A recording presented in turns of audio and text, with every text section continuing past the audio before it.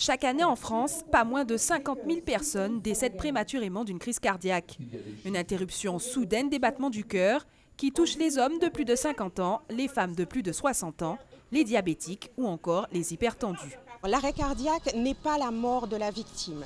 Quelqu'un qui est en arrêt cardiaque, c'est quelqu'un qui ne respire plus et qui a perdu conscience.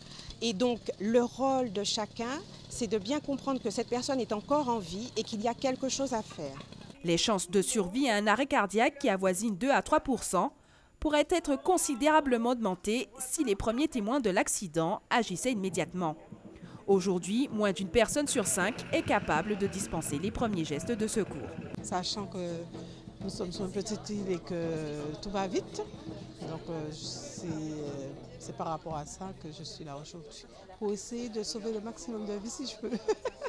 Il est donc vital d'agir au plus tôt, car au-delà de 5 minutes, le cerveau qui n'est plus oxygéné subit de graves dommages jusqu'à causer la mort de la victime. Par conséquent, il faut acquérir des réflexes.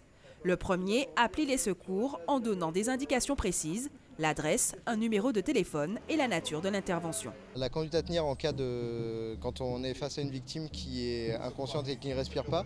Donc la première chose, c'est de vérifier si elle est consciente. D'accord ? Pour ce faire, on va lui poser 2 questions simples, 2 ordres simples pour qu'elle réagisse.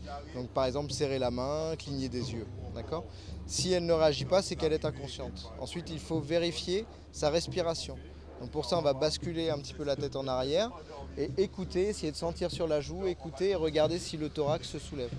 Et s'il ne se passe rien, le but, ça va être d'alerter les secours le plus tôt possible. Donc là, il faut appeler à l'aide pour que quelqu'un vienne et puisse appeler le 15. D'accord ? Si jamais on est tout seul, et ben à ce moment-là, c'est à nous d'appeler à ce moment-là. Deuxième réflexe, en l'absence de signes de vie, entamer la réanimation cardio-pulmonaire et ce jusqu'à l'arrivée des secours.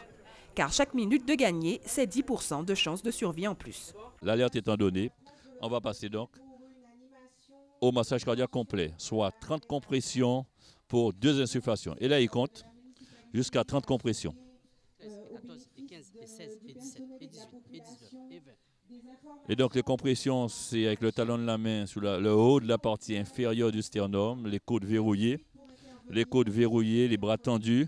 Et ensuite, on va passer donc aux 2 insufflations, toujours en gardant la bascule prudente de la tête en arrière. Et là, il va donc effectuer 2 insufflations. Regardez bien, la cage thoracique remonte, 2 insufflations. Et il repart pour les 30 compressions. Et ainsi de suite, on n'arrête pas, 30 compressions pour 2 insufflations. Enfin, la dernière étape, la défibrillation pour faire repartir le cœur de la victime.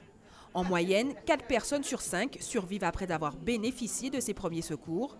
Aujourd'hui, pour réduire les risques cardiaques, 2 solutions, une activité physique régulière et une alimentation équilibrée.